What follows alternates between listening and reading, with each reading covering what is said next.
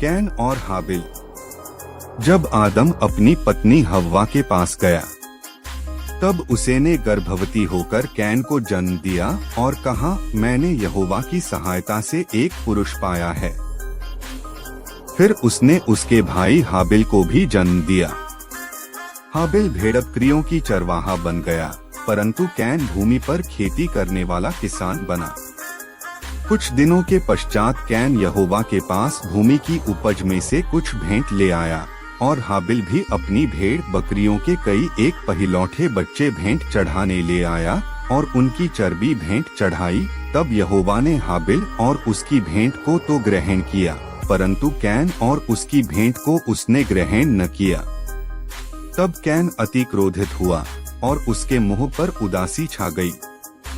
तब यहोवा ने can say कहा, तू क्यों क्रोधित हुआ और तेरे मुंह पर उदासी क्यों छा गई है? यदि तू भला करे तो क्या तेरी भेंट ग्रहण न की जाएगी? और यदि तू भला न करे तो पाप द्वार पर छिपा रहता है और उसकी लालसा तेरी ओर होगी और तुझे उस पर प्रभुता करनी है। तब कैन ने अपने भाई हाबिल से कुछ कहा और जब वे मैदान में थे, तब कैन ने अपने भाई हाबिल पर चढ़कर उसे घात किया। तब यहोवा ने कैन से पूछा, तेरा भाई हाबिल कहाँ है? उसने कहा, मालूम नहीं, क्या मैं अपने भाई का रखवाला हूँ?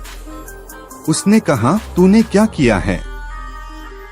तेरे भाई का लहू भूमि से मेरी ओर चिल्लाकर मेरी दुहाई दे रहा है।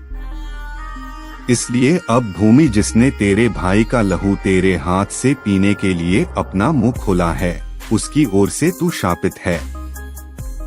चाहे तू भूमि पर तू खेती करे तो भी उसकी पूरी उपज फिर तुझे न मिलेगी और तू पृथ्वी पर भटकने वाला और भगोड़ा होगा। तब कैन ने यहोवा से कहा, मेरा दंड सहने से बाहर है। देख, तूने आज के दिन मुझे भूमि पर से निकाला है और मैं तेरी दृष्टि की आड़ में रहूंगा और पृथ्वी पर भटकने वाला और भगोड़ा रहूंगा, और जो कोई मुझे पाएगा मुझे घात करेगा।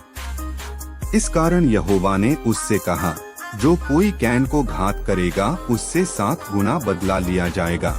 और यहोवा ने कैन के लिए एक चिन्ह ठहराया, ऐसा न हो कि कोई उसे पाकर मार डाले। उत्पत्ति 4 अध्याय 1 से 15 पद तक।